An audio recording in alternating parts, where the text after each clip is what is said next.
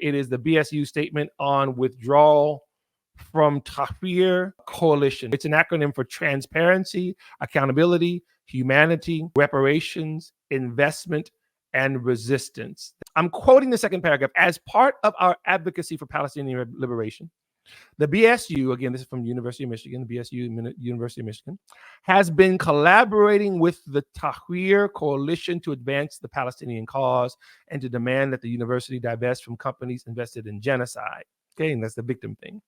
There's no genocide happening in Gaza. This relationship, I'm continuing the quote here from the document, has been maintained on the part of BSU because of a perceived understanding that our collaboration would further both Black and Palestinian liberation and that our community would be welcomed and respected. However, it has become increasingly apparent that Black identities, voices, and bodies are not valued in this coalition, and thus we must remove ourselves. I'm continuing to quote from the third paragraph. Members of our organization and our community have dedicated their time, energy, and well-being to the continued existence and strength of the coalition, despite repeated instances of being erased, belittled, and berated. These community members did so with the belief that the work of the coalition would be furthered by their sacrifice, that it would be worth the vitriol they received. However, as Black people, we are not obligated to sacrifice ourselves for any organization that does not value or understand us. Can the church say amen? Let me keep going. The anti-Blackness within the coalition has been too pervasive to overcome, and we refuse to endure it. Last paragraph. The historical ties between Black and Palestinian peoples are inextricably linked and should always be respected and upheld. Our struggles have much in common, and we know that we are stronger than when we stand together. The BSU's solidarity with the Palestinian people is unwavering, but the integrity of the Tahrir coalition is deeply questionable. We refuse to subject ourselves and our community to the rampant anti-Blackness that festers within it. For this reason, we will no longer be part of the Tahrir coalition. And then it's signed Peace, Love, and Solidarity, the Black Student Union. Though there's a lot of victimization going on here, there's also some red pilling happening.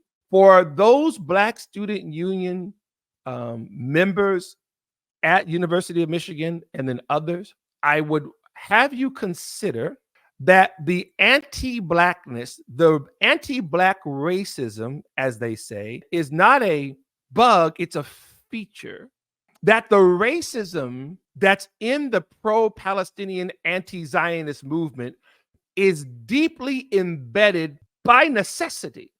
Because anti-Zionism, despite what you've heard, anti-Israel animus, this let's destroy the Zionist project, all these things, they are rooted in Nazism, they are rooted in terrorism, they are rooted in Jew hatred and a desire to erase Israel and Jews from the map, which is why Hamas's charter calls for the destruction of Israel and for the erasing of Jews. Hamas leaders themselves have said, we will return to Israel and commit on October the 7th over and over and over.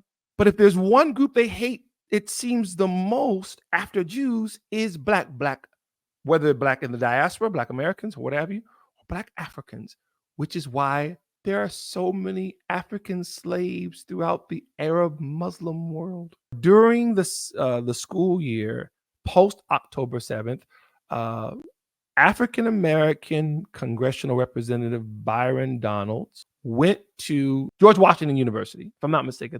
Byron Donalds is there on campus defending Israel. One of the professors, I don't remember his name, he begins to call out Byron Donalds, ask him why he's there, calls him Uncle Tom. How much is AIPAC paying you, you bastard? That being said, how much is AIPAC paying you, you race traitor? Race traitor? What? Yeah. Uncle Tom. And this man starts calling Byron Donalds out of his name. To my knowledge, he hasn't lost his job. To my knowledge, he hasn't been reprimanded. What that professor was doing was demonstrating the anti-Black racism deeply embedded in the anti-Zionist movement. He had no problem standing there in broad daylight in front of God and the angels, everybody See, and everybody's got cameras now, right? Everybody's got all this video. He had no problem standing there and calling this black man out of his name. And why was he doing that? In his mind, so he could free Palestine. Let me free Palestine by calling this Abid. Let me free. I'm gonna free Palestine by coming against this.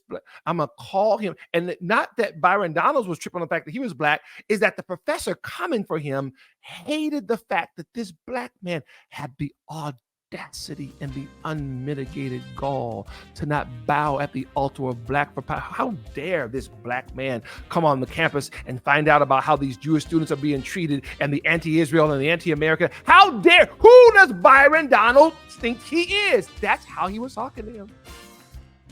It's like from the Jim Crow, a boy? Who you think you are? Truth to Power Live with Dumisani Washington.